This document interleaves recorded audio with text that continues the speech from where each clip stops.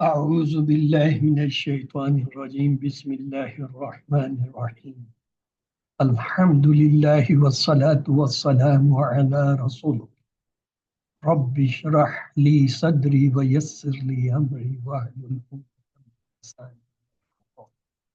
السلام عليكم ورحمة الله وبركاته. ولقد يسرنا القرآن للذكر فهل من مدكر خيركم من تعلم القرآن وعلمه رب زدني علما رب زدني علما رب زدني. سبق 10 فہم مضامین قرآن. اعوذ باللہ من الشیطان الرجیم بسم اللہ الرحمن الرحیم الحمد للہ رب العالمین سلام قول من رب الرحیم فبأي آلاء ربكما تكذبان رب زدنی علما رب زدنی علما رب زدنی. اللہم صلی علی محمد وعلی آلہ. دین حق اور اس کا غلبہ. سورۃ فتح آیت 28 ہے. وہی تو ہے جس نے اپنے پیغمبر کو بالہدا اور دین حق دے کر بھیجا تاکہ اس کو تمام دینوں پر غالب کر دے اور حق ظاہر کرنے کے لیے اللہ ہی کافی ہے. سورۃ النام کی 161ویں آیت ہے. کہہ دو کہ مجھے میرے رب نے سیدھا رستہ دکھا دیا ہے، یعنی دین صحیح، مذہب ابراہیم علیہ السلام کا جو ایک اللہ ہی کی طرف کے تھے اور مشرکوں میں سے نہ تھے. سورۃ ابراہیم. اور ہم نے ابراہیم کو پہلے ہی سے ہدایت دی تھی اور ہم ان کے حال سے واقف تھے. 51ویں آیت ہے، 51 نمبر. جب انہوں نے اپنے باپ اور اپنی قوم کے لوگوں سے یہ کہا کہ یہ کیا مورتیں ہیں جن کی پرستش پر تم متقف قائم ہو. 52 نمبر آیت ہے. اور اللہ کی قسم جب تم پیٹھ پھیر کے چلے جاؤ گے تو میں تمہارے بتوں سے ایک چال چلوں گا. اور 57 نمبر آیت ہے. اور پھر ان کو توڑ کر ریزہ ریزہ کر دیا مگر ایک بڑے بت کو نہ توڑا تاکہ وہ اس کی طرف رجوع کریں. سورۃ صفات کی جو ہے آیت ہے. پھر ابراہیم اور ان کے معبودوں کی طرف متوجہ اور کہنے لگے کہ تم کھاتے کیوں نہیں. 51 نمبر آیت ہے. تمہیں کیا ہوا تم بولتے نہیں. 52 نمبر آیت. پھر ان کو دانے ہاتھ سے مارنا اور توڑنا شروع. اور 93 آیت تک تو وہ لوگ اس کے پاس دوڑے ہوئے آئے. 94 آیت. انہوں نے کہا تم ایسی چیزوں کو کیوں پوچھتے ہو جن کو خود تراشتے ہو. 95 حالانکہ تم کو اور جو کچھ تم بناتے ہو اس کو اللہ ہی نے پیدا کیا ہے. سورۃ ممتحنہ کی آیت 4 ہے. تمہیں ابراہیم اور ان کے رفقا کی نیک چال چلنی ضرور ہے جب انہوں نے اپنی قوم کے لوگوں سے کہا کہ ہم تم سے اور بتوں سے جن کو تم اللہ کے سوا پوچھتے ہو بے تعلق ہیں اور تمہارے معبودوں کے کبھی قائل نہیں ہو سکتے. اور جب تک تم اللہ واحد پر ایمان نہ لاؤ ہم میں تم میں ہمیشہ کھلم کھلا عداوت اور دشمنی رہے گی. ہاں ابراہیم نے اپنے باپ سے یہ ضرور کہا کہ میں آپ کے لیے مغفرت مانگوں گا اور میں اللہ کے سامنے آپ کے بارے میں کسی چیز کا کچھ اختیار نہیں رکھتا. اے ہمارے پروردگار تجھ ہی پر ہمارا بھروسہ ہے اور تیری ہی طرف ہم رجوع کرتے ہیں اور تیرے ہی حضور میں ہمیں لوٹ کر جانا. سورۃ نساء کی 84 نمبر آیت ہے. تو اے محمد صلی اللہ علیہ وسلم تم اللہ کی راہ میں لڑو، تم اپنے سوا کسی کے ذمہ دار نہیں ہو. اور مومنوں کو بھی ترغیب اور دو قریب ہے کہ اللہ کافروں کی لڑائی کو بند کر دے اور اللہ لڑائی کے اعتبار سے بہت سخت ہے اور سزا کے لحاظ سے بھی بہت سخت. سورۃ انفال کی 39ویں آیت ہے. اور ان لوگوں سے لڑتے رہو یہاں تک کہ فتنہ یعنی کفر کا فساد باقی نہ رہے اور دین سب اللہ ہی کا ہو جائے اور اگر باز آ جائیں تو اللہ ان کے کاموں کو دیکھ رہا ہے. دین حق. سورۃ انعام کی 161 نمبر آیت ہے. آپ صلی اللہ علیہ وسلم سے فرمایا گیا کہ دین ابراہیمی اختیار کرو. یہ حکم بہت دفعہ آیا اس سلسلے میں بہت. سورۃ نحل کی 123ویں آیت ہے. آپ نبی صلی اللہ علیہ وسلم نے اسی حکم کی پیروی کرتے ہوئے خطہ عرب میں بتوں کا خاتمہ کر دیا اور ایک ایسی ریاست قائم کی جس میں مشرکین نہ رہیں. حضرت ابراہیم. آیت نمبر 1 ہے سورۃ ابراہیم کی. حضرت ابراہیم خلیل اللہ قرار پائے. 2 وہ سب سے بے تعلق ہو کر ایک اللہ کے ہو رہے اور مشرکوں میں سے نہ تھے. تیسرا بتوں کو توڑ کر ریزہ ریزہ کر دیا. چوتھا خود کو اور اپنی قوم کو بتوں کی پرستش سے منع کیا. پانچواں آپ کو اللہ کے بہت بڑے الاؤ میں پھینک دیا گیا اور رب کے حکم سے آگ سلامتی والی بنتی. چھٹے اللہ کے اشارے پر اپنے بیٹے کو قربانی کے لیے پیش کر دیا. ساتواں کعبہ اللہ کی تعمیر کی. آٹھواں آپ نے مشرکوں سے کہا جب تک الہ واحد پر ایمان نہ لاؤ ہم میں اور تم میں کھلم کھلا دعوت اور دشمنی رہے گی. نبی صلی اللہ علیہ وسلم کو دین ابراہیمی اختیار کرنے کا حکم۔ آپ صلی اللہ علیہ وسلم نے خطہ عرب کو بتوں سے پاک کیا، کعبے میں رکھے 360 بت توڑے اور قرآن کی تعلیمات پر مبنی ایک ریاست قائم کی جس میں مشرک و کافر کی کوئی گنجائش نہ تھی۔ اسی طرز عمل سے خطہ عرب مشرکوں سے پاک ہو گیا۔ اب آپ صلی اللہ علیہ وسلم نے خطہ عرب پر یہ قرآن قائم کر کے دکھایا۔ باقی دنیا پر قرآن کی اقامت امت پر فرض عین ہے اور یہی دین حق کا غلبہ ہے۔ نبی کریم صلی اللہ علیہ وسلم کی بحث اس مشین کی۔ سورۃ البقرہ کی آیت 130 ہے، اور ابراہیم کے دین سے کون گردانی کر سکتا ہے بجز اس کے جو نہایت نادان ہو۔ ہم نے اس کو دنیا میں بھی منتخب کیا تھا اور آخرت میں بھی زمرہ صالحین میں سے ہوں گے۔ اور سورۃ البقرہ کی آیت 131 ہے، جب ان سے ان کے پروردگار نے فرمایا کہ اسلام لے آؤ تو انہوں نے عرض کی میں رب العالمین کے سامنے سر اطاعت خم کرتا ہوں۔ سورۃ بقرہ کی آیت 135 ہے، اور عیسائی اور یہودی کہتے ہیں کہ یہودی یا عیسائی ہو جاؤ تو سیدھے رستے پر لگ جاؤ۔ اے پیغمبر صلی اللہ علیہ وسلم ان سے کہہ دو کہ نہیں، بلکہ ہم دین ابراہیمی اختیار کیے ہیں جو ایک اللہ کے ہو کر رہے اور مشرکوں میں سے نہ تھے۔ سورۃ آل عمران کی آیت نمبر 95 ہے، کہہ دو اللہ نے سچ فرما دیا ہے، بس دین ابراہیمی کی پیروی کرو جو سب سے بے تعلق ہو کر ایک اللہ کے ہو اور مشرکوں میں سے۔ سورۃ نساء کی آیت 125 ہے، اور اس شخص سے کس کا دین اچھا ہو سکتا ہے جس نے اللہ کے حکم کو قبول کیا اور وہ نیکوکار بھی ہے اور ابراہیم کے دین کا پیرو ہے جو یکسو مسلمان تھے اور اللہ نے ابراہیم کو خلیل بنایا۔ سورۃ انعام کی 161ویں آیت ہے، کہہ دو میرے پروردگار نے مجھے سیدھا راستہ دکھا دیا ہے، یعنی دین صحیح دین ابراہیم کا جو ایک اللہ کی طرف کے تھے اور مشرکوں میں سے نہ تھے۔ سورۃ نحل کی آیت نمبر 123 ہے، اور پھر ہم نے تمہاری طرف وہی بھیجی کہ دین ابراہیم کی پیروی اختیار کرو جو ایک طرف کے ہو کر رہے اور مشرکوں میں سے نہ تھے۔ سورۃ حج کی آیت 78 ہے، اللہ کی راہ میں جہاد کرو جیسے جہاد کرنے کا حق ہے، اسی نے تم کو برگزیدہ کیا اور تم پر دین کی کسی بات میں تنگی نہیں رکھی اور تمہارے لیے باب ابراہیم کا دین پسند کیا ہے۔ اس نے پہلی کتابوں میں تمہارا نام مسلمان رکھا تھا اور اس کتاب میں بھی وہی نام رکھا ہے، تو جہاد کرو تاکہ پیغمبر تمہارے بارے میں شاہد ہوں اور تم لوگوں کے بارے میں شاہد ہو، اور نماز پڑھو اور زکوٰۃ دو اور اللہ کے دین کی رسی کو پکڑے رہو، وہی تمہارا دوست ہے، خوب دوست اور خوب مددگار۔ دین ابراہیم اسوہ حسنہ فی ابراہیم۔ سورۃ ممتحنہ آیت 4 ہے، تم کو ابراہیم اور ان کے رفقا کی نیک چال چلنی ضرور ہے جب انہوں نے اپنی قوم کے لوگوں سے کہا کہ ہم تم سے اور ان بتوں سے تم اللہ کے سوا پوچھتے ہو بے تعلق ہے اور تمہارے معبودوں کے کبھی قائل نہیں ہو سکتے، اور جب تم اللہ واحد پر مان لاؤ ہم میں تم میں ہمیشہ کھلم کھلا دعوت اور دشمنی رہے گی۔ ہاں ابراہیم نے اپنے باپ سے یہ ضرور کہا کہ میں آپ کے لیے مغفرت مانگوں اور میں اللہ کے سامنے آپ کے بارے میں کسی چیز کا کوئی اختیار نہیں کرتا۔ اے پروردگار تجھی پر ہمارا بھروسہ ہے اور تیری طرف ہم رجوع کرتے ہیں اور تیرے ہی حضور ہمیں لوٹ کر آنا ہے۔ سورۃ ممتحنہ کی آیت 5 ہے، اور اے پروردگار ہم کو کافروں کے ہاتھ سے عذاب نہ دلانا، اور اے پروردگار ہمیں معاف فرما، بے شک تو حکمت غالب حکمت والا ہے۔ اور چھٹی آیت ہے، تم مسلمانوں کو یعنی جو کوئی اللہ کے سامنے جانے اور روز آخرت کی امید رکھتا ہو اس کو ان نیک لوگوں کی نیک چال چلنی ضرور ہے اسوہ حسنہ، اور جو روح گردانی کرے تو اللہ بھی غنی الحمید ہے۔ اور 7ویں آیت ہے، عجب نہیں کہ اللہ تم میں اور ان لوگوں میں جن سے تم دشمنی رکھتے ہو دوستی پیدا کرتے اور وہ غفور رحیم۔ لقد آتینا ابراہیم رشد۔ سورۃ انبیاء کی آیت 51 ہے، اور ہم نے ابراہیم کو پہلے ہی سے ہدایت دی تھی اور ہم ان کے حال سے واقف تھے۔ اور 52 نمبر آیت ہے، جب انہوں نے اپنے باپ اور اپنی قوم کے لوگوں سے کہا کیا مورتیں ہیں جن کی پرستش تم جو ہے متوقف ہو، اور 53 آیت ہے، وہ کہنے لگے ہم نے اپنے دادا کو ان کی پرستش کیسے ہو پایا۔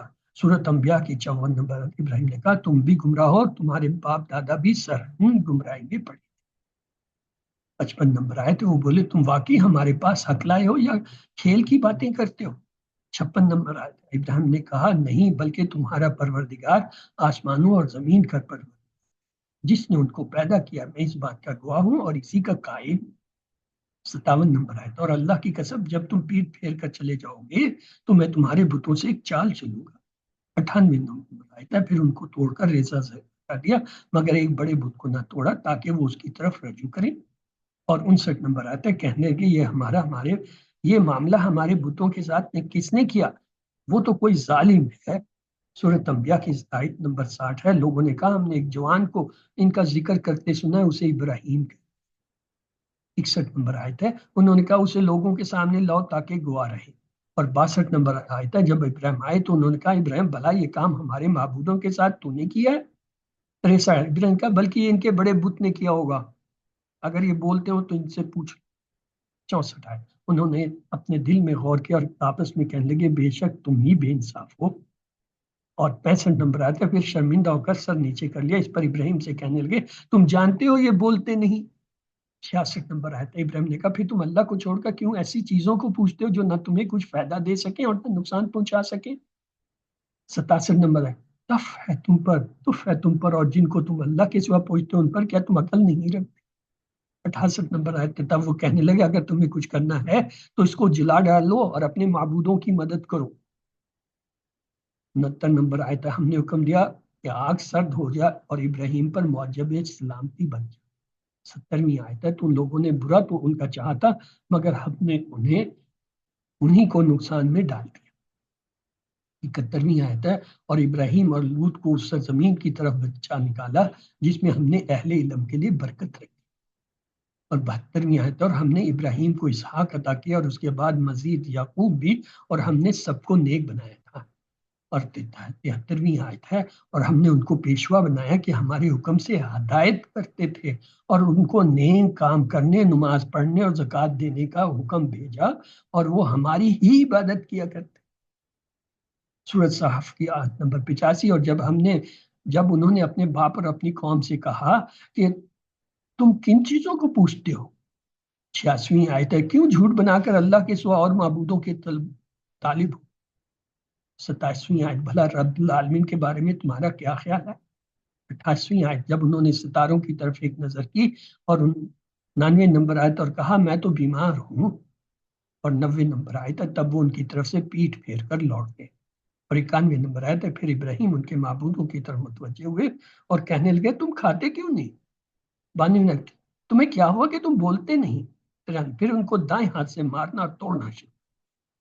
94 تو وہ لوگ ان کے پاس دوڑے ہوئے آئے۔ اور 95 نمبر آیت ہے انہوں نے کہا تم ایسی چیزوں کو کیوں پوچھتے ہو جن کو خود تراشتے ہو۔ 96 نمبر آیت ہے حالانکہ تم اور جو تم بناتے ہو اس کو اللہ ہی نے پیدا کیا ہے۔ 97 نمبر آیت وہ کہنے لگے اس کے لیے عمارت بناؤ پھر اس کو آگ کے ڈھیر میں ڈال دو۔ 98 نمبر آیت غرض انہوں نے ان کے ساتھ ایک چال چلنی چاہیے تو ہم نے ان کو زیر کر دیا۔ اور 99 آیت اور ابراہیم بولے کہ میں اپنے پروردگار کی طرف جانے والا ہوں وہ مجھے رستہ دے۔ ذریتی سورۃ صحف کی 100 نمبر آیت ہے پروردگار مجھے اولاد عطا فرما جو سعادت مندوں میں سے ہو۔ اور 101 ہے تو ہم نے ان کو ایک نرم دل لڑکے کی بشارت۔ سورۃ ابراہیم کی آیت 36 ہے پروردگار میں نے اپنی اولاد میدان یعنی مکہ میں جہاں کھیتی نہیں تیرے عزت اور ادب والے گھر کے پاس لابستائی ہے اسے اے پروردگار تاکہ یہ نماز پڑھے تو لوگوں کے دلوں کو ایسا کر دے کہ ان کی طرف جھکے رہے اور ان کو میووں سے روزی دے تاکہ تیرا شکر کریں۔ اور 39ویں آیت اللہ کا شکر ہے جس نے مجھ کو بڑی عمر میں اسماعیل اور اسحاق بخشے، بے شک میرا پروردگار دعا سننے والا۔ سورہ ابراہیم کی آیت نمبر 40 ہے اے پروردگار مجھ کو ایسی توفیق عطا کر کہ نماز پڑھتا رہوں اور میری اولاد کو بھی یہ توفیق بخش۔ پروردگار میری دعا قبول کر۔ اور 41 آیت ہے پروردگار حساب کے دن میری اور میرے باپ کی اور مومنوں کی مغفرت بذبح عظیم۔ سورۃ صحف کی 100ویں آیت ہے پروردگار مجھے اولاد عطا فرما جو سعادت مندوں میں سے ہو۔ اور 101 ہے تو ہم نے ان کو ایک نرم دل لڑکے کی بشارت۔ سورۃ صحف کی اسی آیت میں اور جب وہ ان کے ساتھ دوڑنے کی عمر کو پہنچا تو ابراہیم نے کہا بیٹا میں خواب دیکھتا ہوں گویا تم کو ذبح کر رہا ہوں تو تم سوچو کہ تمہارا کیا ہے۔ انہوں نے کہا کہ ابا جو آپ کو حکم ہوا وہ کیجیے اللہ نے چاہا تو آپ مجھے صابروں میں سے سورہ حج کی آیت 26 ہے اور ایک وقت تھا جب ہم نے ابراہیم کے لیے خانہ کعبہ کو مقام مقرر کیا۔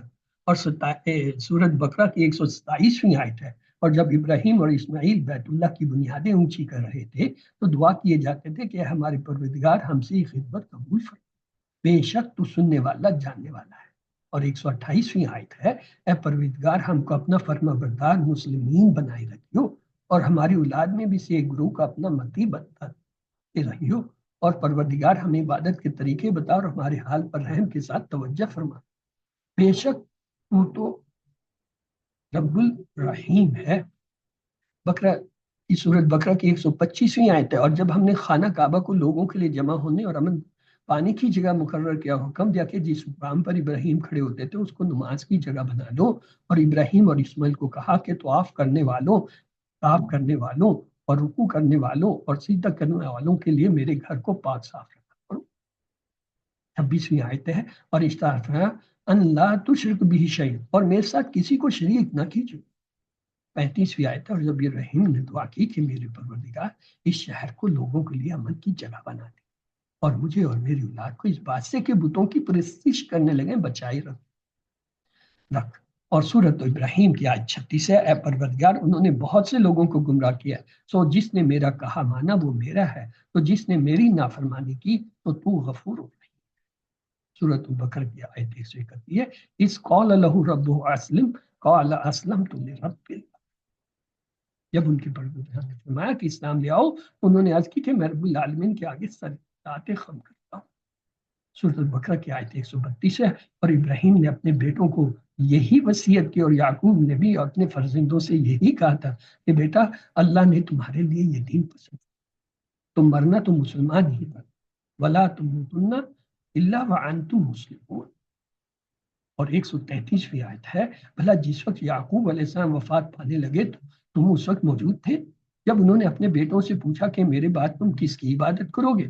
تو انہوں نے کہا آپ کے معبود الہ کا، اور آپ کے باپ دادا ابراہیم اسماعیل اسحاق کے معبود الہ ابا کا، الہ ابا کا کی عبادت کریں گے جو معبود یکتا ہے، الہ واحد، اور ہم اس کے حکم بتا رہے ہیں مسلم رسول اللہ غلبہ دین حق۔ حضرت ابراہیم یعنی دین ابراہیم، جیسا کہ ہم اپنے باپ حضرت ابراہیم کے بارے میں علم رکھتے ہیں کہ حضرت ابراہیم خلیل اللہ قرار پائے، وہ سب سے بے تعلق ہو کر ایک اللہ کے ہو رہے اور مشرکوں میں نہ تھے، بتوں کو توڑ کر ریزہ ریزہ کر دیا، خود کو اور اپنی قوم کو بتوں کی پرستش سے منائی، آپ کو آگ کے بہت بڑے لاؤ میں پھینک دیا گیا، اور رب کے حکم سے آگ سلامتی والی بن گئی، اللہ کے اشارے پر اپنے بیٹوں کو قربانی کے لیے پیش کر دیا۔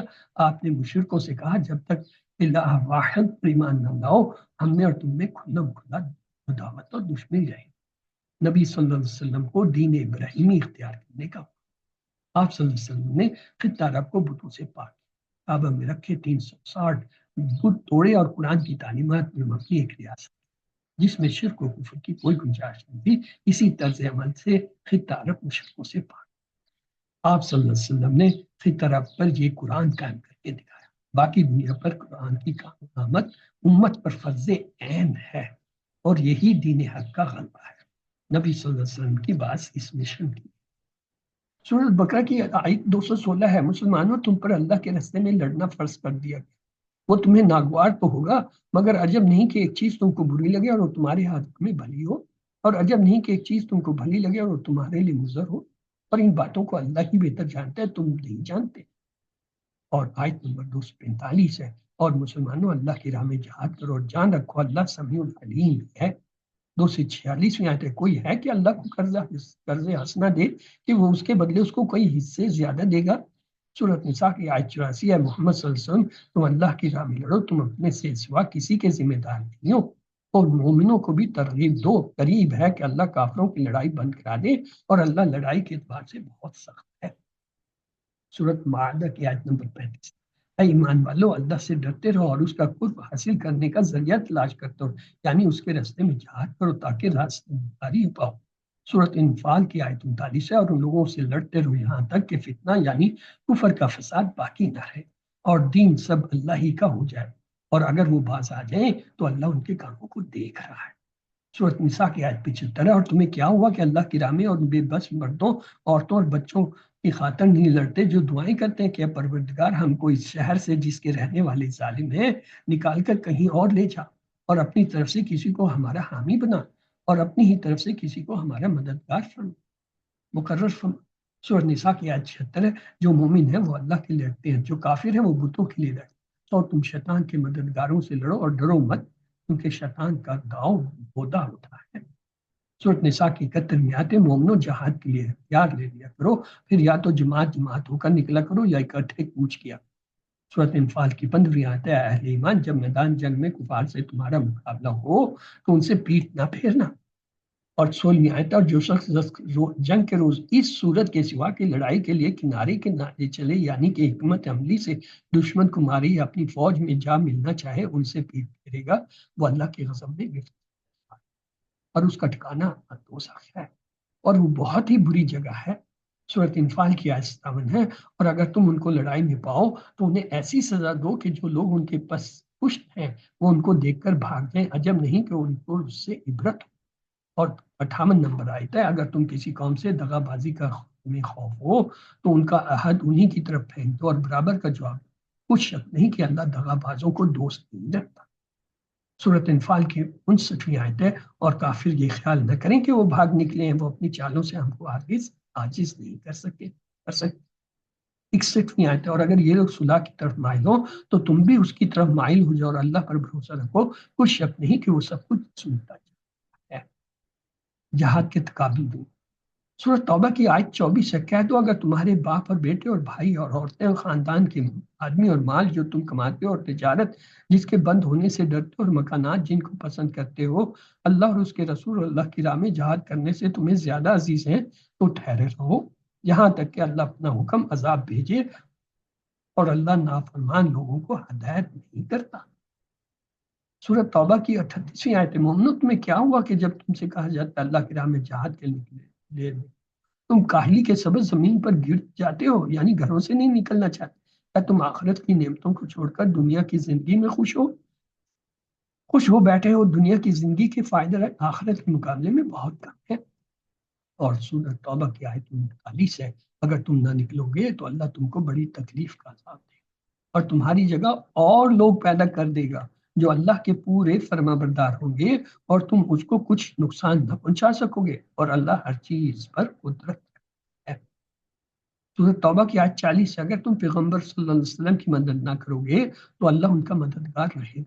वो वक्त तुमको याद होगा जब काफिरों ने उन्हें घर से निकाल दिया, उस वक्त दो ही शख्स थे जिनमें एक अबू बकर थे, दूसरे खुद रसूलुल्लाह सल्लल्लाहु अलैहि वसल्लम। जब वो दोनों गार सौर में थे, उस वक्त पैगंबर सल्लल्लाहु अलैहि वसल्लम अपने रफीक को तसल्ली देते थे कि गम न करो, अल्लाह हमारे साथ है। तो अल्लाह ने उन पर तस्कीन नाज़िल फरमाई, उनको ऐसे लश्करों से मदद दी जो तुमको नजर नहीं आते थे, और काफिरों को बात को पस्त कर दिया, और बात तो अल्लाह ही की बुलंद है, और अल्लाह जबरदस्त और हिकमत है। सो तौबा की 41 आयत, तुम सबक बार हो या गिरा बार, माल और सबाब थोड़ा रखते हो या बहुत, निकल आओ और अल्लाह के रास्ते में माल और जान से लड़ो, यही तुम्हारे हक में बेहतर, बशर्त ये कि तुम। सूरह तौबा की आयत 73 है, पैगंबर सल्लल्लाहु अलैहि वसल्लम काफिरों और मुनाफिकों से लड़ो, उन पर सख्ती करो, और उनका ठिकाना दोज़ख है, और वो बुरी जगह है, एक बड़ी ताकि। सूरत इंफाल की आयत नंबर 73 है, जो लोग काफिर हैं वो भी एक दूसरे के रफीक हैं, तो मोमनो अगर तुम ये काम न करोगे तो मुल्क में फितना बर्पा हो जाएगा और बड़ा फसाद मचेगा। सूरह इंफाल की 72वीं आयत है, जो लोग ईमान लाए और वतन से हिजरत कर गए और अल्लाह की राह में अपने माल और जान से लड़े, और जिन्होंने हिजरत करने वालों को जगह दी और उनकी मदद की, वो आपस में एक दूसरे के रफीक हैं। और जो लोग ईमान तो ले आए लेकिन हिजरत नहीं की, तो जब तक वो हिजरत न करें तुमसे उनमें रफाकत का कोई सरोकार नहीं। अगर वो तुमसे दीन के मामलात में मदद तलब करें तो तुमको मदद करनी लाजिम है, मगर इन लोगों के मुकाबले कि तुम में और उनमें सुलह का अहद हो, मदद नहीं करनी चाहिए। सूरह अहज़ाब की आयत नंबर 7, अगर मुनाफिक और वो लोग जिनके दिलों में मर्ज है, जो मदीने के शहर में बुरी बुरी खबरें उड़ाया करते हैं, अपने किरदार से बाज ना आए तो हम तुमको उनके पीछे लगा देंगे, फिर वहां तुम्हारे पड़ोस में न रह सकेंगे मगर थोड़े दिन। सूरत अहज़ाब की आयत 61 है, वो भी फटकारे हुए जहां पाए गए पकड़े गए और जान से मार दिए गए। मुशरिकीन पलीद है। सूरह तौबा की आयत नंबर 28 है, मोमनो मुशरिकीन तो प्लीद है, तो इस बस के बाद वो खाना काबा के पास ना जाने पाए, और अगर तुमको मुफलिसी का खौफ हो तो अल्लाह चाहेगा तो तुमको अपने फजल से गनी कर देगा। इन्नल्लाह अलीमुन हकीम। सूरत तौबा की आयत नंबर 29 है, जो लोग अहले किताब में से अल्लाह पर ईमान नहीं लाते और ना रोज़ आखिरत पर यकीन रखते हैं, और ना उन चीज़ों को हराम समझते हैं जो अल्लाह और रसूल ने हराम की हैं, और ना दीन हक को कबूल करते हैं, उनसे जंग यहाँ तक के जलील होकर अपने हाथ से जजिया दे। सूरत इंफाल की आयत है 64 है, नबी اللہ تم کو اور مومنوں کو جو تمہارے پیروکار ہیں کافی ہے۔ سورۃ انفال کی 60ویں آیت ہے۔ اور جہاں تک ہو سکے قوت زور سے اور گھوڑوں کے تیار رکھنے سے ان کے مقابلے کے لیے مستعد ہو، کہ اس سے اللہ کے دشمنوں اور تمہارے دشمنوں اور ان کے سوا اور لوگوں کو جن کو تم نہیں جانتے اور اللہ جانتا ہے ہیبت بیٹھی رہے، اور تم جو کچھ اللہ کی راہ میں خرچ کرو گے اس کا ثواب تمہیں پورا پورا دیا جائے اور تمہارا ذرا نقصان نہ کیا جائے۔ سورۃ انفال کی آیت 65 ہے۔ اے نبی صلی اللہ علیہ وسلم مسلمانوں کو جہاد کی ترغیب دو، اگر تم میں سے 20 آدمی ثابت قدم رہنے والے ہوں گے تو 200 کافروں پر غالب رہیں، اور اگر 100 ایسے ہوں گے تو 1000 پر غالب، اس لیے کہ کافر ایسے لوگ ہیں کہ کچھ بھی سمجھ نہیں رکھتے۔ سورۃ انفال کی آیت 66 ہے۔ اب اللہ نے تم پر سے بوجھ ہلکا کر دیا اور معلوم کر دیا کہ ابھی تم میں کسی قدر کمزوری ہے، بس تم میں اگر 100 ثابت قدم رہنے والے ہوں تو 200 پر غالب رہیں، اور اللہ ثابت قدم رہنے والوں کا مددگار ہے۔ سورۃ توبہ کی آیت 5 ہے۔ اور جب عزت کے مہینے گزر جائیں تو مشرکوں کو جہاں پاؤ قتل کر دو اور پکڑ لو اور گھیر لو، اور گھات کی جگہ ان کی طاق میں بیٹھے، پھر اگر وہ توبہ کر لیں اور نماز پڑھنے اور زکوٰۃ دینے لگے تو ان کی راہ چھوڑو، ان اللہ غفور رحیم۔ سورۃ توبہ کی آیت 13 ہے۔ بھلا تم ایسے لوگوں سے کیوں نہ لڑو جنہوں نے اپنی قسموں کو توڑ ڈالا اور اللہ کے پیغمبر کے جلا وطن کا عزم مصمم کر لیا، اور انہوں نے تم سے عہد شکنی کی ابتدا کی، کیا تم ایسے لوگوں سے ڈرتے ہو؟ حالانکہ ڈرنے کے لائق تو اللہ ہے، بے بشرط کہ یہ ایمان رکھتے۔ کیا تم لوگ یہ خیال کرتے ہو کہ بے آزمائش چھوڑ دیا جاؤ گے؟ اور ابھی تو اللہ نے ایسے لوگوں کو تمہیں سے کیا ہی نہیں جنہوں نے تم میں سے جہاد کیا اور اللہ اور اس کے رسول اور مومنے کے سوا کسی کو دلی دوست نہیں بنایا، اور اللہ تمہارے سب کاموں سے واقف۔ 16ویں آیت ہے۔ مشرکوں کو زیبا نہیں کہ اللہ کی مسجدوں کا بات کریں جبکہ وہ اپنے آپ پر کفر کی گواہی دے رہے ہیں، ان لوگوں کے سب اعمال بیکار ہے اور یہ ہمیشہ دوزخ میں رہیں گے۔ 17ویں آیت ہے۔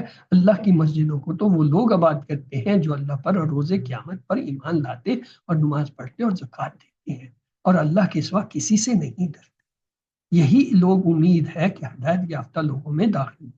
18ویں آیت ہے۔ کیا تم نے حاجیوں کو پانی پلانا اور مسجد حرام یعنی خانہ کعبہ پر کوئی بات کرنا اس شخص کے اعمال جیسا خیال کیا ہے جو اللہ روز قیامت پر ایمان رکھتا ہے اور اللہ کی راہ میں جہاد کرتا ہے؟ یہ لوگ اللہ کے نزدیک برابر ہیں، اور اللہ ظالم لوگوں کو ہدایت نہیں دیا کرتا۔ سورۃ توبہ کی آیت 23 ہے۔ ایمان والو، اگر تمہارے ماں باپ اور بہن بھائی ایمان کے مقابلے میں کفر کو پسند کریں تو ان سے دوستی نہ رکھو، اور جو ان سے دوستی رکھیں گے وہ ظالم کافروں سے جنگ۔ سورۃ محمد کی آیت نمبر 4 ہے۔ اور جب تم کافروں سے بھڑ جاؤ تو ان کی گردنیں اڑا دو، یہاں تک کہ جب ان کو خوب قتل کر سکو تو زندہ پکڑے جائیں، ان کو مضبوطی سے قید کر لو، پھر اس کے بعد یا تو احسان کر کے چھوڑ دینا چاہیے یا کچھ مان لے کر، یہاں تک کہ فری کے مقابل لڑائی کے ہتھیار ہاتھ سے رکھ۔ یہ حکم یاد رکھو، اگر اللہ چاہتا تو اور طرح سے ان سے انتقام لے لیتا، لیکن اس نے چاہا کہ تمہاری آزمائش ایک کو دوسرے سے لڑوا کر کرے، اور جو لوگ اللہ کی راہ میں قتل کیے گئے ہیں وہ ان کے اعمال کو ہرگز ضائع نہیں کریں۔ سورۃ محمد کی آیت 7 ہے۔ اے اہل ایمان، اگر تم اللہ کی مدد کرو گے تو وہ بھی تمہاری مدد کرے گا اور تم کو ثابت قدم رکھے گا۔ اور 20ویں آیت ہے۔ اور مومن لوگ کہتے ہیں کہ جہاد کی کوئی صورت کیوں نازل نہیں ہوتی، لیکن جب کوئی صاف معنوں کی صورت نازل ہو اور اس میں جہاد کا بیان ہو تو جن لوگوں کے دلوں میں نفاق کا مرض ہے تم ان کی طرف دیکھو گے کہ تمہاری طرف اس طرح دیکھنے لگے جس طرح کسی پر موت کی بیہوشی طاری ہو۔ سورۃ محمد کی آیت 21 ہے۔ خوب کام تو فرما برداری اور پسندیدہ بات کہنا ہے، پھر جب جہاد کی بات پختہ ہوگی تو اگر یہ لوگ سچا رہنا چاہتے تو ان کے لیے بہت اچھا ہوتا۔ سورۃ محمد کی آیت 31 ہے۔ اور ہم تم کو آزمائیں گے تاکہ جو تم میں لڑائی کرنے والے اور ثابت قدم رہنے والے ہیں ان کو معلوم کریں۔ سورۃ محمد کی آیت 33 ہے۔ مومنو، اللہ کا ارشاد مانو اور پیغمبر کی فرمانبرداری کرو اور اپنے عملوں کو ضائع نہ ہونے دو۔ سورۃ ممتحنہ کی آیت 2 ہے۔ اگر یہ کافر تم پر قابو پا لیں تو تمہارے دشمن ہو جائیں اور اعزا دینے کے لیے تم پر ہاتھ بھی چلائیں اور زبانیں بھی، اور چاہتے ہیں کہ تم کسی طرح کافر ہو۔ اللہ کے محبوب سورۃ صف کی آیت نمبر 4 ہے۔ اور جو لوگ اللہ کی راہ میں ایسے طور پر لے جما کر لڑتے ہیں، اس طور پر لے جما کر لڑتے ہیں گویا سیسا پلائی دیوار ہے، وہ بے شک اللہ کے محبوب۔ سورۃ صف کی 10ویں آیت ہے۔ مومنو، میں تم کو ایسی تجارت بتاؤں جو تمہیں عذاب علیم سے مخلصی دے؟ 11ویں آیت وہ یہ کہ اللہ اور اس کے رسول پر ایمان لاؤ اور اللہ کی راہ میں اپنے مال اور جان سے جہاد کرو، اگر سمجھو تو تمہارے حق میں بہتر ہے۔ سورۃ مجادلہ کی آیت 20 ہے، جو لوگ اللہ اور اس کے رسول کی مخالفت کرتے ہیں وہ نہایت ذلیل۔ سورۃ مجادلہ کی 21ویں آیت اللہ کا حکم ناطق ہے کہ میں اور میرا پیغمبر ضرور کافروں سے دوستی نہیں کریں۔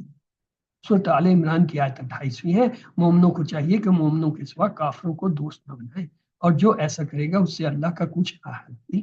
ہاں، اگر اس طریقے سے تم ان کے شر سے بچاؤ کی صورت پیدا کرو تو مذائقہ نہیں، اور اللہ تم کو اپنے غضب سے ڈراتا ہے اور اللہ ہی کی طرف تم کو لوٹ کر جانا ہے۔ سورۃ آل عمران کی آیت 119 ہے، دیکھو تم ایسے صاف دل لوگ ہو کہ ان لوگوں سے دوستی رکھتے، وہ تم سے دوستی نہیں رکھتے، تم سب کتابوں پر ایمان رکھتے ہو اور وہ تمہاری کتاب کو نہیں مانتے، جب تم سے ملتے ہیں تو کہتے ہیں کہ ہم ایمان لے آئے، اور جب الگ ہوتے ہیں تو تم پر غصے کے سبب انگلیاں کاٹتے ہیں۔ سورۃ نساء کی آیت 139 ہے، جو مومنوں کو چھوڑ کر کافروں کو دوست بناتے ہیں یا یہ ان کے ہاں عزت حاصل کرنا چاہتے ہیں تو عزت کو تو سب اللہ ہی کی ہے، تو عزت تو سب اللہ ہی کی ہے۔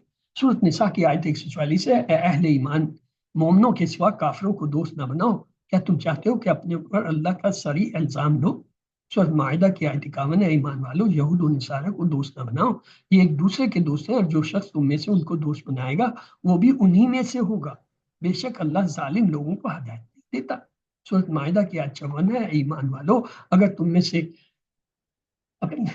اگر کوئی تم میں سے اپنے دین سے پھر جائے تو اللہ ایسے لوگ پیدا کر دے گا جن کو وہ دوست رکھے، اور جو مومنوں کے حق میں نرمی کریں اور کافروں کو سختی سے پیش آئیں اور کسی ملامت کرنے والے کی ملامت سے نہ ڈریں، یہ اللہ کا فضل ہے، وہ جسے چاہتا ہے دے، واللہ واسع علیم۔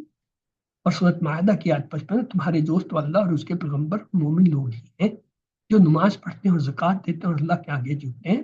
سورۃ معاہدہ کی آیت 56 اور جو شخص اللہ اور اس کے پیغمبر اور مومنوں سے دوستی کرے گا وہ اللہ کی جماعت، اور اللہ کی جماعت ہی غلبہ پانے والی۔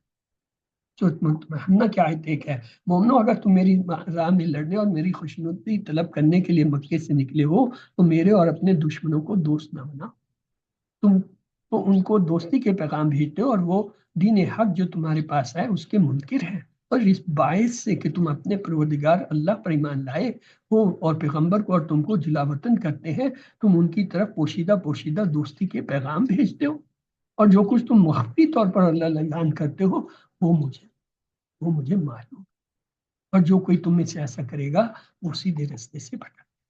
سورۃ آل عمران کی آیت نمبر 118 ہے، مومنوں کسی غیر کو اپنا رازدار بنانا، یہ لوگ تمہاری خرابی اور فتنہ انگیزی کرنے میں کسی طرح کی کوتاہی نہیں کرتے اور چاہتے ہیں تمہیں تکلیف پہنچے، ان کی زبانوں سے تو دشمنی ظاہر ہو چکی ہے اور جو کینے ان کے دلوں میں مخفی ہیں وہ کہیں زیادہ ہے، اور اگر تم عقل رکھتے ہو تو ہم نے تم کو اپنی آیتیں کھول کھول کر سناتی ہیں۔ سورۃ ممتحنہ کی آیت 13 ہے، مومنو ان لوگوں سے جن پر اللہ غصے ہوا دوستی نہ کرو، کیونکہ جس طرح کافروں کو مردوں کے جی اٹھنے کی امید نہیں، اسی طرح ان لوگوں کو بھی آخرت کے آنے کی امید۔ اعوذ باللہ من الشیطان الرجیم، بسم اللہ الرحمن الرحیم، الحمد للہ رب العالمین، سلام قول من رب الرحیم، فبأي آلاء ربكما تكذبان، ربی زدنی علما، ربی زدنی علما، ربی زدنی علما، اللهم صل على محمد وعلى آل محمد۔ سبق نمبر 10، آسان عربی گرامر۔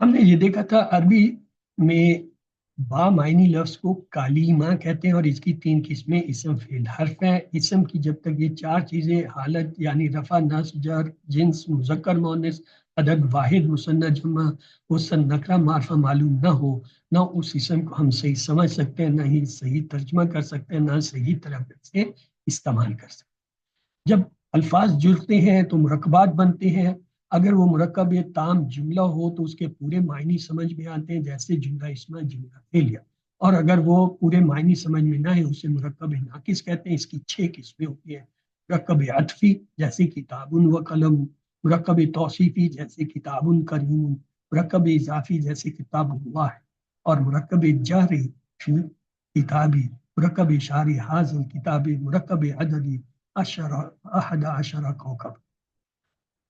آج ہم اسماء استفہام کے بارے میں دیکھتے ہیں۔ اسماء استفہام کیا ہوتے ہیں؟ ایسے اسماء جو کسی جملے کو سوالیہ بنائیں۔ یہ جملے میں مبتدا، خبر، فاعل یا مفعول بن کر آتے ہیں۔ مثلا من، اس کے معنی ہوتے ہیں کون، کیفا کیسا، ما یا ماذا کیا، کم یعنی کتنا، متا کب، ایو ایون کون سا، اینا کہاں، ان کہاں سے یا کس طرح سے، آیاتن کون سی، ما ہاذا جیسے جملہ اسمیہ یہ کیا ہے۔ یہ ہے اسما، اور حروف یاد رکھیں عربی میں صرف دو ہی ہیں، آ اور حل، یعنی حمزہ اور حل۔ باقی یہ جتنے ہیں یہ اسما ہیں۔ جیسے من ابواب کا، من ابو کا، تیرا باپ کون ہے، یہ کیا جملہ اسمیہ۔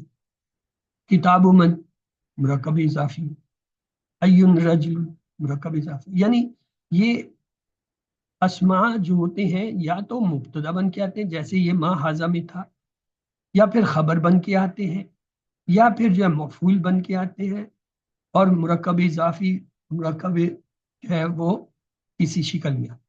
مثلا قرآنی مثالیں دیکھیے، من ذا الذی یشفع عندہ، کون ہے جو اس کی جناب میں سفارش کر سکے۔ من یہاں پہ کیا سوالیہ ہے۔ اینما کنتم تدعون من دون اللہ، کہاں ہیں وہ جن کو تم اللہ کے سوا پکارتے۔ متی نصر اللہ، اللہ کی مدد کب آئی۔ بے ذنب قتلت، کہ وہ کس قصور میں ماری گئی۔ کیف فعل ربک باصحاب الفیل، تمہارے اپنے ہاتھی والوں کے ساتھ کیا کیا۔ یا مریم انی لک، یا مریم ان لکی ھذا، اے مریم یہ تیرے پاس کہاں سے آیا۔ وما ادراک ما الحطب، اور تم کیا جانو کہ وہ جتنا چور کرنے والی کیا چیز ہے۔ تو اسماء استفہام کیا کیا ہوتے ہیں، کچھ مل کے بنتے ہیں، جیسے لا، یہ جو ہوتا ہے لی، اور اس کو جب ماں سے ملاتے ہیں تو لی ماں بنتا ہے، اس کے معنی ہوتے ہیں کس لیے۔ اسی طرح لام، یہ جو ہے زیر والا ہے، اس کو جب ماذا کے ساتھ ملاتے ہیں لماذا بنتا ہے، کیوں۔ من کو ماں کے ساتھ ملائے مما بنتا ہے اس چیز سے۔ فی کو ماں سے ملایا فیما بنا اس لیے۔ ان کو ماں سے ملایا اما اس چیز کی نسبت سے۔ من کو من سے ملایا تو مما، ممن، ممن یعنی کس چیز سے۔ اسی طرح لی کو من سے ملایا لمن، اس کا۔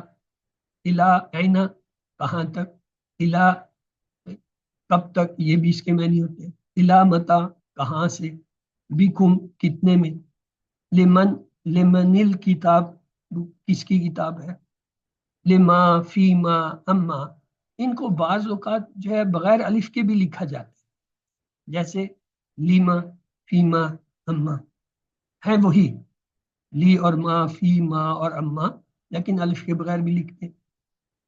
آئیے چند مثالیں دیتے ہیں۔ کل من الارض ومن فیہا، ان سے کہو زمین اور جو کچھ اس میں کس کا ہے۔ ومن اضل ممن یدعو من دون اللہ، اور کون ہوگا زیادہ بہکا ہوا جو اللہ کو چھوڑ کر ان کو پکارے۔ اما یتسالون، یہ دیکھیں الف کے بغیر ہے اما، یہ لوگ کس چیز کے بارے میں پوچھ گچھ کر رہے ہیں۔ کم کتابن عندک، تمہارے پاس کتنی کتابیں ہیں۔ من این انت، آپ کا تعلق کہاں سے ہے۔ الی این انت ذاہب، آپ کس طرف جا رہے ہیں۔ بکم حاضل کتاب، یہ کتاب کتنے کی۔ تو اسماء استفہام میں ایک لفظ آتا ہے کم، اس کی دو حیثیتیں، کبھی یہ سوالیہ کے طور پر آتا ہے، اسے کہتے ہیں استفہامیہ، اس وقت اس کے معنی ہوتے ہیں کتنا یا کتنے۔ کم کے بعد والا اس صورت میں اسم جو ہے منصوب، نکرہ اور واحد ہوتا ہے جب یہ سوالیہ کے لیے، جیسے کم دراہمہ عندک، اب دراہمہ دیکھیں کیا ہے، منصوب ہے اور نکرہ ہے۔ اور دوسری اس کی صورت یہ ہوتی ہے، یہ خبریہ کے طور پہ کم آتا ہے، اتنے ہی۔ اس صورت میں کیا ہوتا ہے، کم کے بعد والا اسم مجرور ہوتا ہے، ہاں واحد ہو یا جمع ہو، جیسے کم طالب موجود، اتنے طالب علم، اتنے ہی طالب علم ہو۔ تو یہ کم کے دو استعمال، استفہامیہ، خبریہ۔ جب استفہامیہ آتا ہے تو اس کے بعد اسم منصوب، نکرہ اور واحد ہوتا ہے، اور جب یہ خبریہ آتا ہے تو اس کے بعد والا اسم مجرور۔ اب اس اسماء موصولہ، اسماء موصولہ اس میں معرفہ کی ایک قسم ہے جو کلام میں جوڑ اور ربط پیدا کرتی ہے۔ مثال کے طور پر وہ لڑکا جو مسجد سے نکلا زید کا بھائی ہے. تو مرفوع حالت میں کیا ہوتا ہے؟ الذی، منصوب بھی الذی، مجرور. اس کا مطلب اس کی مرفوع منصوب مجرور حالتیں تینوں ایک ہی ہوتے ہیں، یہ مبنی ہیں. مثلا اللذان، اللذین، اللذین، یہ جو ہے تبدیل ہوتے ہیں. یعنی تثنیہ والے جمع والے نہیں ہوتے، جمع والے بھی جو ہے مبنی ہے. واحد اور جمع دونوں مبنی ہیں، اللذین، اللذین، اللذین. لیکن تثنیہ میں دیکھیں اللذان، اللذینی، اللذین، یعنی وہ جو تثنیہ کا ہے رفع کی حالت الف نون سے آ رہی ہے، الف سے آ رہی ہے، اور یا سے جو ہے وہ منصوب اور جو ہے مجرور حالتیں آ رہی. مؤنث کی حالت دیکھیں اللتی، اللتی، اللتی، واحد مبنی ہے، لیکن تثنیہ اس کا بھی جو ہے کیا ہے؟ منصرف ہے. اللہ تانی، اللہ تینی، اللہ تین. جمع جو ہے وہ پھر اسی طرح ہے، اللہ تی، اللہ تی، اللہ اللہ تی، اللہ اللہ. تو لہذا اس میں موصولہ کون سا ہے؟ الذی، اللتی واحد ہے، یہ مذکر مؤنث کے، الذی مذکر ہے، اللتی مؤنث ہے. اللہ زان مذکر کا تثنیہ، اللہ تانی جو ہے مؤنث کا تثنیہ. اللہ زینہ دونوں کے لیے یہ سوری مذکر کے لیے اللہ زینہ، اللہ آتی اور اللہ جو ہے اس کی دو جو ہے فارم ہوتی ہیں مؤنث کی. تو یہ جو ہے واحد اور جمع کے صیغے ہیں اس میں موصولہ کے، یہ مبنی. تثنیہ والے جو ہیں وہ تبدیل ہوتے ہیں، جیسے اللہ زانے، اللہ تانے. اسی طرح ان کی دوسری فارم یہ مرفوع ہے تو منصوب اور مجرور کیا ہوں گے؟ اللہ زینی، اللہ زینی، اللہ تینی، اللہ تین. اس میں موصولہ مبہم ہوتے ہیں، یعنی ان میں معنی واضح نہیں ہوتے، چنانچہ ان کے بعد کوئی مرکب یا جملہ لایا جاتا ہے تاکہ بات واضح ہو سکے. اس مرکب یا جملہ کو صلۃ الموصول کہتے ہیں. یعنی ہر اسم جو موصول ہے اس کے بعد ایک صلہ آتا ہے، اس صلہ کو جو ہے صلۃ الموصول کہتے ہیں. مثلا الولد الذی فی المسجد اخو زید، یعنی الولد یہ مبتدا ہوا، الذی اس میں اب یہ موصول ہے تو اس کے بعد صلہ آئے گا. صلہ جو ہے یا تو مرکب ہوتا ہے جیسے یہاں جار مجرور ہے، اور کبھی جو ہے وہ جملہ پورا جملہ بھی ہو سکتا ہے. جیسے اخو زیدین، یہ جو ہے اخو زیدین جو ہے جملہ ہے، اخو جو ہے خبر اور مضاف، اور زیدون جو ہے مضاف الیہ ہو کر جو ہے وہ اس کے حصہ بن رہا ہے. وہ لڑکا جو مسجد میں ہے زید کا بھائی ہے. النساء اللاتی فی البیت مومنات، مبتدا النساء ہو. اللاتی اس میں موصول ہے، اس کے بعد جو ہے صلۃ موصولہ کیا ہے؟ یہاں پہ دیکھیں مرکب ہے، البیت جار مجرور مرکب کے طور پر صلہ آ گیا. مومنات یہ جو ہے وہ اس کی خبر ہے، وہ سب عورتیں جو گھر میں ہیں مسلمان ہیں. اس کے علاوہ اسماء استفہام سے دو لفظ ما اور من بھی اس میں موصولہ کے طور پر استعمال ہوتے ہیں. یہ جو الذی، الذین، اللہ وغیرہ ہیں، یا یہ کیا ہے؟ ان کے علاوہ من اور ما بھی بطور اس میں موصولہ آتے ہیں. مثال دیکھیں للہ ما فی السماوات والارض، للہ جو ہے یہ جار مجرور شبہ جملہ خبر مقدم ہے، مبتدا یہ ہے مؤخر جو کہ ماں کی شکل میں. فی السماواتی جار مجرور یہ جو ہے کیا؟ صلہ ہے. اب یہ مبتدا جو ہے یہاں پہ مؤخر جو ہے یہ اصل میں موصولہ بھی ہے، اس کا صلہ یہ جار مجرور کی شکل میں آ رہا ہے. وہ عطف، اور یہ جو ہے موطوف علیہ سماوات، سماوات جو ہے وہ اس کے ساتھ جو ہے اس کا عطف ہو رہا ہے، سماوات اور ارض کا. اللہ ہی کا ہے جو کچھ آسمانوں اور زمین میں ہے. یسجد لہ من فی السماوات و من فی الارض، وہ سجدہ کرتے ہیں اس اللہ کو جو آسمانوں میں اور جو کچھ میں. یہاں پہ دیکھیے یسجد لہ من جو ہے یہ اس میں موصول آیا ہے، اس کا صلہ فی السماواتی جار مجرور کی شکل میں ہے. من عامل منکم سواء بجہلۃ، اس میں بھی دیکھیں من جو ہے وہ کیا اس میں موصول ہے، عامل منکم صالح یہ جو ہے پورا جملہ فعلیہ جو ہے اس کا صلہ آ رہا ہے. واللہ بما تعملون خبیر. اب یہاں پہ جو ہے یہ اس کا عطف ہو رہا ہے پچھلے جملے پہ، واللہ بما تعملون خبیر. من عامل منکم بجہلۃ، تو اس پہ یہ اگلا جملہ جو ہے وہ اس پہ عطف ہو رہا ہے. اسماء موصولہ الکتاب الذی علی المکتب لحامد، الکتاب یہ مبتدا ہوا، الذی اس میں موصولہ ہے تو اب اس کا جو ہے وہ صلہ دیکھیں مرکب آ رہا ہے جار مجرور کی شکل میں، المکتبی لی حامدین، یہ شبہ جملہ خبر ہے، تو مبتدا خبر اور یہ جو ہے اس میں موصولہ اپنے جو ہے صلہ کے ساتھ مل کر جو ہے کیا ہوا، جملہ جو ہے وہ اسمیہ ہو گیا۔ وہ کتاب جو میز پر ہے حامد کی ہے۔ البنت التی امام المکتبی معلمۃ زکیت، البنت یہ تو مبتدا ہو گیا، اللہ تی یہ اس میں موصول ہے تو آگے صلہ چاہیے، صلہ کیا آ رہا ہے، امام المکتبی ظرف آ رہا ہے، یہ صلہ موصول ہے، اور معلمت آگے جو مکتب ہے یہ مضاف، اور جو ہے خبر جو ہے وہ معلمہ موصوف آ رہا ہے، صفت اور موصوف مل کر خبر بن رہے، وہ لڑکی جو مدرسے کے سامنے ہے ذہین معلمہ ہے۔ حروف کی قسمیں کیا ہوتی ہیں، حروف کی قسمیں یا تو حرف متحرک ہوتے ہیں، مثال کے طور پہ جیسے مفتوح جس پہ زبر ہو، مکسور جس پہ زیر آئے، مضموم جس پہ پیش آئے، ان کو کہتے ہیں متحرک، زیر زبر پیش والے۔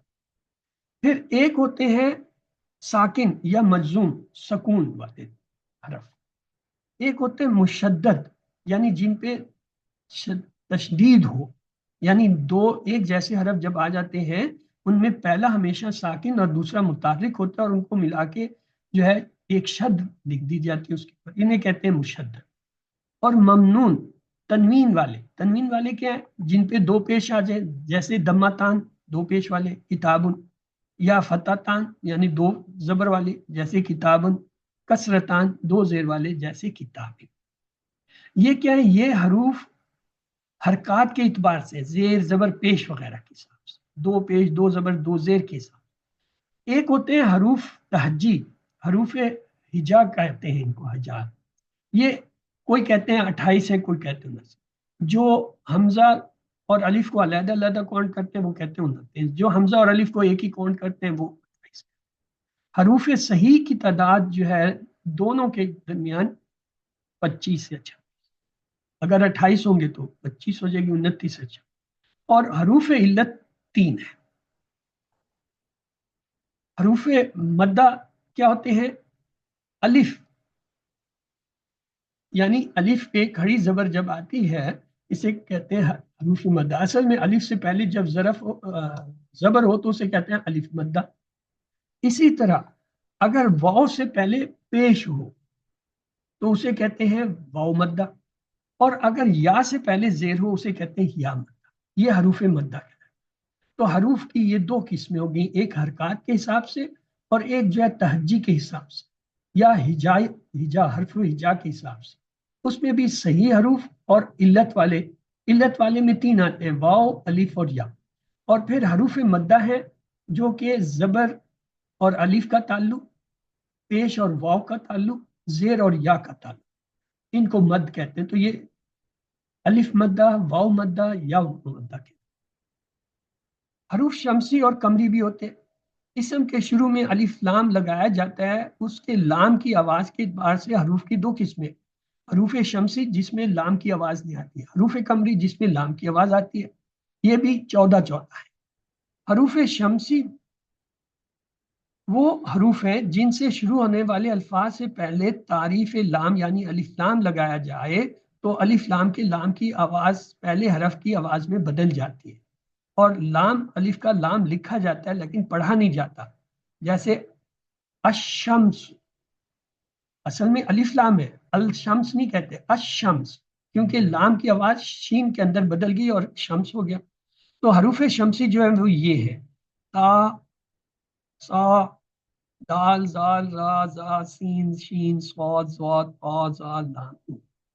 اور قمری جو ہے، اچھا شمسی کی مثالیں لے لیں، جیسے الشمس، اسی طرح جو ہے اور بھی ہے۔ تو حروف کو گرامر کے اندر مختلف گروپوں میں تقسیم کیا گیا ہے۔ حروف جر یہ 17 ہوتے ہیں،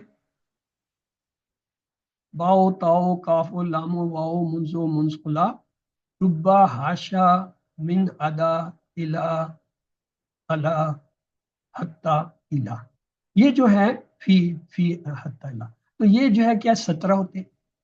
اسی طرح حروف استفہام جیسے حل اور آ، یہ حروف استفہام، وہ باقی جو ہے اسما تھے جو ہم نے آج. حروف مستقبل جیسے سین، صوفہ اور لن، یہ جب کسی کے شروع میں آ جائیں مضارع کے تو اس کے معنی جو ہے مستقبل میں لے جاتے ہیں. حروف مشبہ بالفعل یہ جو ہے 6 ہوتے ہیں، انا، انا، لکنا، کانا، لیتا، لعلہ، یہ تبدیلیاں لاتے ہیں مضارع کے اندر. اس کے بعد ہے حروف عطف. حروف عطف یہ 10 ہوتے ہیں، جیسے وا، فا، سما، ام وغیرہ. حروف نفی یہ انکار کے لیے ہوتے ہیں، جیسے ما، لا، لم اور لما، یہ نفی کے معنی. لم جو ہے وہ ماضی میں نفی کو لے جاتا ہے، اور لن آتا ہے تو وہ مستقبل میں نفی کو لے جاتا ہے. حروف تنبیہ جیسے الا، اما، ہا. اور یہ حروف تصدیق جیسے بلا، نام وغیرہ. اور حروف شرط جیسے ان، لو وغیرہ. اور حروف استثناء جیسے الا وغیرہ. ان کے علاوہ اور بھی ہیں لیکن موٹی موٹی یہ ہیں. تو ہم نے استفہام میں یہ پڑھا، استفہام یعنی سوال 2 طرح کے ہوتے ہیں. ایسے سوال جن کا جواب ہاں یا نہ میں دیا جا سکتا ہے ان کے لیے حروف استعمال ہوتے ہیں، جیسے آ اور حل، جبکہ جملے میں کوئی اعرابی تبدیلی واقع نہیں. جیسے حل حاضہ قلم، آ حاضہ قلم، دونوں طرح کہہ سکتے ہیں. جواب میں ہاں کے لیے نم اور نہیں کے لیے لا استعمال ہوتا ہے، جبکہ بلا زوردار ہاں کے لیے آتا ہے، جیسے آ انکا لانت یوسف. جس سوال کے جواب میں کچھ وضاحت ضروری ہو ایسے سوالوں کے لیے اسما موجود ہیں جن سے اسماء استفہام کہتے ہیں، جیسے ما، من، اینا، لما، کیفا، متا، ایان، ان، ایون، کم. اسماء استفہام اسم کے ساتھ مل کر جملہ مکمل کر دیتے ہیں. تمام اسماء استفہام مبنی ہے سوائے ایون کے کہ ایون منصرف ہے اور ہمیشہ مضاف بن کر. جیسے ما، کیا، ما ہاضا، ما اسموں کا، ما دینوں کا، ما لونوں کا، وما تل کا بھی یمنی کا یا موسا کالا ہی یا اسایا. اسی طرح من، من کے معنی بھی ہوتے ہیں کون، جیسے من انصاری اللہ، من انت، من ربو کا، لمن الملک یوم، للہ الواحد القہار، الملک للہ الواحد القہار.